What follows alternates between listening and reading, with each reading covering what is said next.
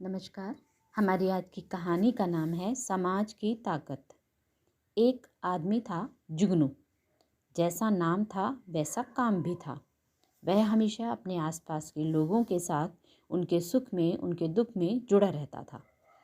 हर किसी का साथ भी देता था, इसलिए उसको सभी जानते थे और उसे मान सम्मान भी मिलता था। अचानक किसी कारणवश जुगनू शांत रहने लगा। सबसे मिलना जुलना बंद कर दिया और समाज से दूर हो गया। कुछ समय बाद उस समाज के मुखिया ने एक ठंडी रात में उससे मिलने का फैसला किया। मुखिया उसके घर गया और उसने देखा कि घर में वह अकेला ही था और लकड़ियां जलाकर उसके सामने बैठा था। जुगनू ने मुखिया को देखा और खामोश रहा। दोनों चुपचाप बैठे रहे, केवल आग की लपटों को ही ऊपर तक उठते हुए देखते रहे। कुछ देर बाद मुखिया ने बिना कुछ बोले उन अंगारों में से एक लकड़ी उठा ली जो अभी जल रही थी। उसे उठाकर किनारे पर रखकर शांत होकर बैठ गया। जुगनू मुखिया के इस काम को देख रहा था और लंबे समय से अकेला होने के कारण उसके मन ही मन में यह प्रसन्नता थी कि आज उसके समाज का एक मुखिया उसके साथ है।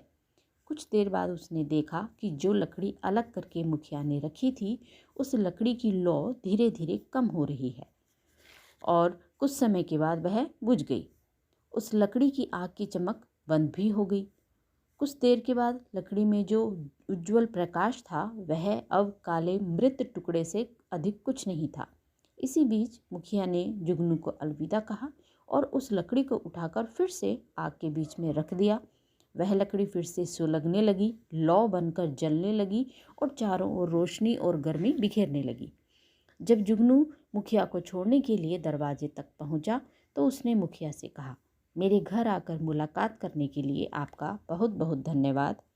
आज आपने बिना कुछ बात कहे मुझे एक बहुत सुंदर पाठ पढ़ाया है कि अकेले व्यक्ति का कोई अस्तित्व नहीं होता। समाज का साथ मिलने पर ही वह चमकता है और रोशनी बिखेरता है। समाज से अलग होते ही वह उस लकड़ी की भांति बुझ जाता है। तो दोस्तों, हमें इस छोटी सी घटना से ये भी शिक्षा मिली कि समाज से ही हमारी पहचान बनती है। समाज के प्रति हमारी निष्ठा और समर्पण किसी व्यक्ति के लिए नहीं बल्कि उससे जुड़े विचारों के प्रति होना चाहिए। तो ये थी हमारी आज की कहानी। कहानी कैसी लगी कमेंट करके ज़रूर बताएं। यदि आपने अभी तक मेरे चैनल को सब्सक्राइब नहीं किया है तो प्लीज़ लाइक, सब्सक्राइब और शेयर ज़रूर करें। फिर मिलेंगे, तब तक के लिए आपका दिन शुभ हो।